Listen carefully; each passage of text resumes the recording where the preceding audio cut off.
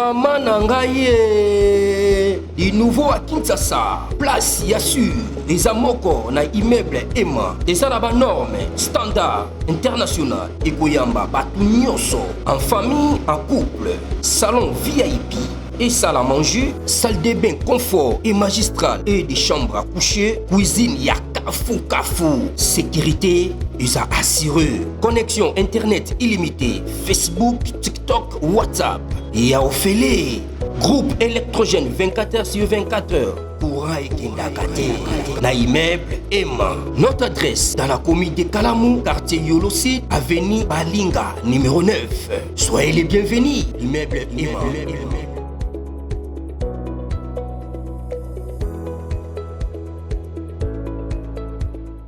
Bote bandeko balandi ya magazine d'actualité Christian Chevaux bisikana so bozuli baku ya kolanda biso mokolo ya lelo. Nous sommes aujourd'hui jeudi le 24 juillet 2025. Bienvenue à ce nouveau numéro. Salutations spéciales à l'honorable monsieur Blaise Dutou Monizi et à la fondation Monizi na Njili. Provocation des taux de la part de Rwanda zoluka escalade verbal entre les autorités de la RDC et la Rwanda. Dernièrement, le ministre des Affaires étrangères et Rwanda a traité la RDC d'un État failli, un État corrompu. Et aujourd'hui, James Kabarebe, ancien ministre de la Défense, il y a Rwanda, ancien chef d'état-major, il y a RDC, il y a Rwanda. Alors, le Rwanda est prêt à former le FRDC. Donc, les Rwandais se disent prêts à former le FRDC. Et ça qui est une vérité. Rwanda a formé le FRDC. Bandeko. Batata wa maman. Oui. Oui, guerre oyo est plus médiatique. Et la guerre à manipulation. Et la guerre est une guerre psychologique. Papa, nulle part. Statistique Moroté et lobby que l'armée rwandaise est plus forte que l'armée congolaise. Non. D'ailleurs, comment on peut comparer l'armée rwandaise et l'armée congolaise? Rwanda Mobimba et Zachango. Rwanda Mobimba et Zachango. Alors, ceux qui sont dans Nord Kivu, aucun dans Nord Kivu, vous avez 6 territoires. Le territoire le plus vaste dans Nord Kivu est Walikale. Donc, Walikale et Pamba. Donc, c'est-à-dire Nord Kivu. est dans 5 territoires. Et 5 territoires ajoutés Nirangongo, 6 territoires. Vous voyez? La 6 territoires à Nord Kivu. Aujourd'hui, le territoire Moko, Nirangongo, territoire Moko Walikale. Walikale est l'équipe Rwanda na Munene. Walikale et Pamba est l'équipe Rwanda na Munene. Faisons un peu de comparaison dans le sens où Walikale et Pamba, Walikale et l'équipe Rwanda. En d'autres termes, Rwanda tellement que les Amouké, dans la facilité, il y a organiser Yango, il y a sécuriser Yango. Non, ici je ne suis pas en train de pour le échappatoire, TB chercher à justifier notre armée. Non, non. Oui, et par ça, à un moment donné, il y avait l'infiltration, il y avait ça avec Kabila, il y a détruit Yango. Mais il faut aussi comprendre que Rwanda, na RDC, on peut comparer à notre. Mboka na biso est dans la dimension des continents. Nous sommes le deuxième pays le plus grand au niveau Afrique. Deuxième. Au niveau monde, je crois que je ne sais pas. Pas dans le top 10 dans ma pays à niveau monde. Même top 7, nous sommes en top 10 ou top 7. Nous sommes là. Congo est dans comme ce soit, au Tambola, au Tambolo, ils sont Congo, mais inhabité. Vous voyez? Alors, lorsque Rwanda, James Cameron, Rwandais est formé, l'armée rwandaise est formée à FRDC. C'est leur gain. Dès leur gain. Même si on tient un boé, RDC, FRDC contre Rwandais, Toubé Tabangaka. Balobi, Ouganda, contre Ténè, Rwandais. Voyez, tomber très bon. Maintenant, bazo linga qu'on manipuler pour parce que sur la TikTok, Twitter, au moins ils ont les gens là, les Congolais. Après ça, on bongo, aux autres en Rwanda, bien. Rwanda, bien formé. Nous avons des militaires bien formés, bien équipés. Et là, bon, FARDC a des trahisons. FARDC au thème ce qui est vrai, l'armée rwandaise, avec partenariat avec les États-Unis, le Qatar, ils ont la formation. Ça, c'est vrai. Mais, à la différence, dans la FARDC, FARDC a guéri sur le terrain. Ils ont l'expérience de Bitumba. Parce que FARDC va bundi. Bitumba, il y a AFDEL. Babundi Bitumba, il y a RCD. Babundi Bitumba, il y a Laurent Kunda, CNDP. Babundi Bitumba, M23, M3D. Bitumba, ADEF. Babundi Bitumba, Mboro. Papa, tu d'accord? FARDC sont attaqués partout, mais ils sont là. Bazali. Même Goma, on peut quoi? Goma. Ceux qui ont une histoire Goma, et c'est qu'il faut valoriser nos FARDC parce que nos FARDC sont nos héros.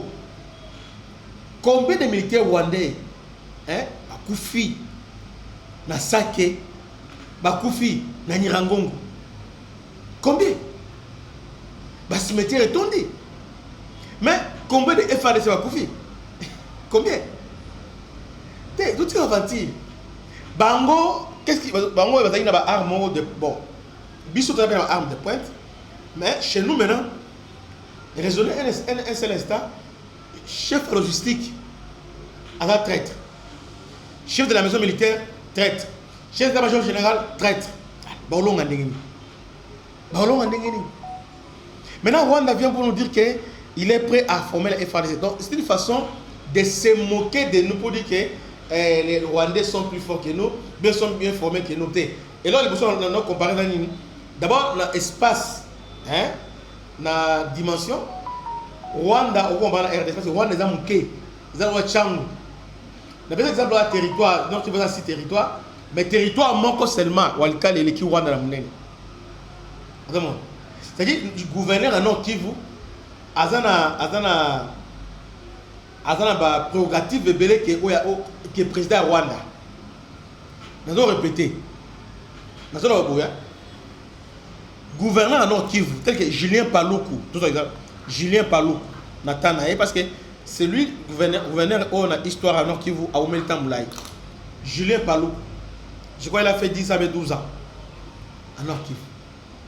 Aujourd'hui, Julien Paloukou, Nakagame. Au moment où Moutou Oyo a la charge de belé, et Julien Paloukou, qui est Paul Kagame. Julien Paloukou a géré, dans le Nord Kivu, a géré 6 territoires, le plus vaste. Auquel a retour avec FDLR et les autres. Aucun a béni avec ADEF, vous voyez, et toujours retour aussi avec M23. Je l'ai pas l'oiseau à gérer. Sur hôtel, qu'on a construction, dans l'infrastructure, tout ça. Oh, je n'ai pas l'oiseau à Kagame Sali. Comparons. Parce que Rwanda, on vous montre seulement Libanda, Ammonia, Libanda. Quand on a 4 sur Rwanda profond, on a répété. Rwanda est un make-up. Rwanda est un caméra DSLR, black magique. Donc, attends, la saleté, mais elle commission propre. Donc, elle a l'image propre. C'est ça le Rwanda, c'est tout. Toi, vieux Rwanda, autant il a envié Angola, autant il a envié Tanzanie, on voit vraiment que va progresser. À la limite, on a une dimension Ouganda. Mais Rwanda, Rwanda est mouké à. Mais on a la carte, Rwanda est mouké ma casse. Alors, tellement ils ont mouké administration nango, ils ont problème. Mais chez nous, gouverneur dans Nord Kivu, nous tous bougé par rapport à Rwanda. Rwanda est divisé dans la région. Oh, Kigali Est, Nini Boruba, ils ont été. Au Rwanda, la journée encore, au Tamoli Rwanda. Donc, autant facilité, il y a contrôler. Il y a une facilité. Soit on côté, les méthodes sont basées, c'est un pays qui est basé sur la sécurité et les renseignements, c'est bien, tout le monde bien. Mais c'est comme si on comparait un chef du quartier, hein, bon, chef du quartier, le gouverneur, on comparait Bango. Rwanda a un chef du quartier et RDC, premier ministre.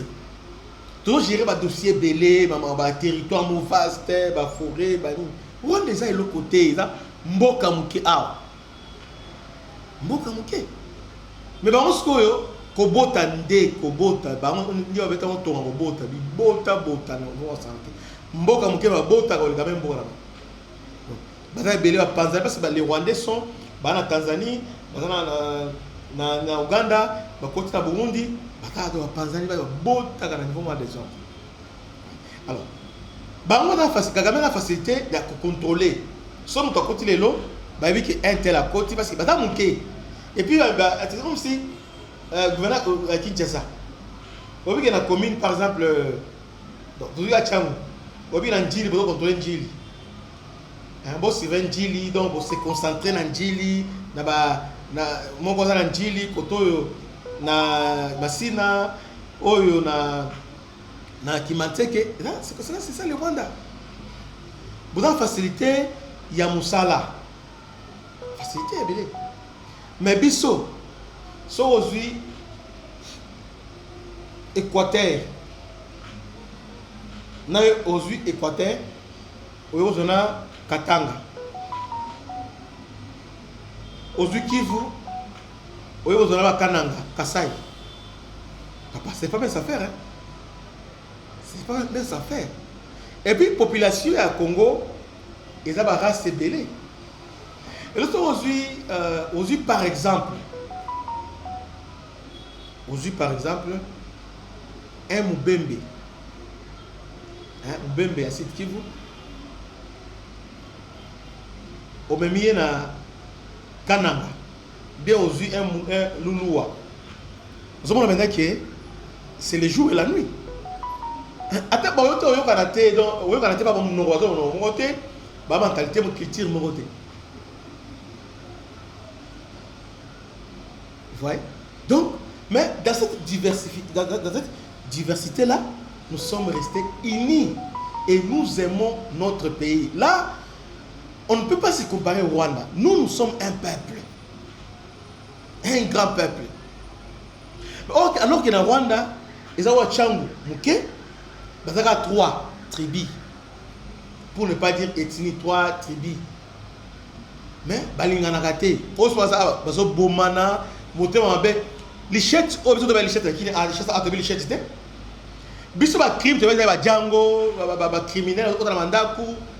Tu vas dire ba série, moi, ba série, ba Kunti. Hein, Land Rover Oyo, et bah la sécurité. Après on a Asumba Nanganda. Tu vas la sécurité Yangwana.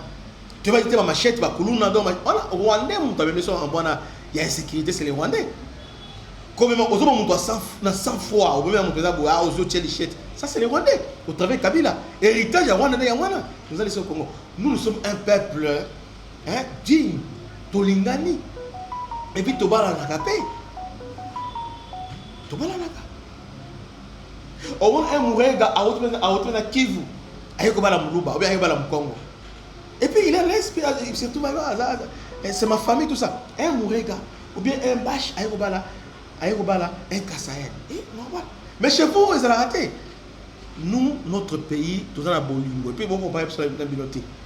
Bissolozo, bon, mais des trahisons, et FRDC aujourd'hui, ils sont plus fortes qui est l'armée rwandaise. Là, il faut que tu aies mon tour. Arrêtons cette manipulation. James Kabarebe a besoin d'escalade. Nous avons le pour Bissoto répondre et comment on crise des alliés. Bon, il y a frère, maintenant en bois Doha et pour ça. Alors, les Rwandais se dit prêt à former les FARDC. Dans une déclaration surprenante, James Kabarebe, ancien ministre rwandais de la Défense et conseiller spécial du président Paul Kagame, a affirmé que les Rwandais étaient disposés à aider la RDC dans la réorganisation et la structuration de ses forces armées. Kabarebe a déclaré que le Rwanda, en tant que pays voisin, directement concerné par les effets de l'insécurité dans l'est de la RDC, était prêt à accompagner Kinshasa si elle le souhaitait. Cette proposition intervient dans un contexte de tensions persistantes entre les deux pays.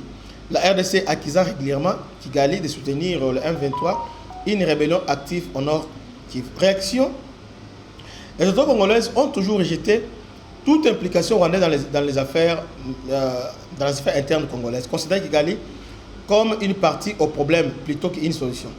Cette offre pourrait être perçue comme une manœuvre politique, surtout après les récentes accusations de la RDC devant les cours internationaux de justice concernant le soutien des Rwandais au groupe armé. Alors que les Rwandais proposent son aide à la RDC renforce sa coopération avec d'autres partenaires, notamment la Turquie, l'Afrique du Sud et les États-Unis pour moderniser les forces armées de la République rwandaise du Congo. L'offre rwandaise pourrait être une tentative de redorer son image sur la scène internationale tout en maintenant une influence indirecte dans la région. Le militaire congolais engagé dans les combats contre M23 soupçonné d'être soutenu par Kigali risque de rejeter cette proposition. D'accord, c'est déjà rejeté.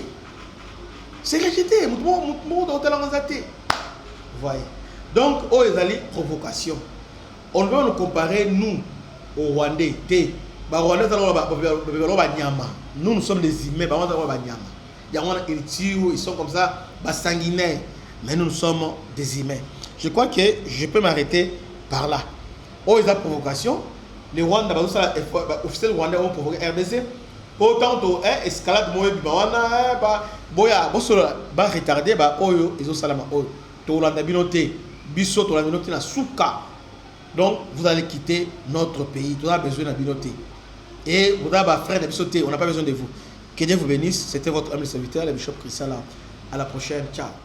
Maman Nangaye, du nouveau à Kinshasa, place Yassur, des Amoko na immeuble Emma, des Arabes normes, standard, international, et Goyamba, Batunyoso, en famille, en couple, salon VIP.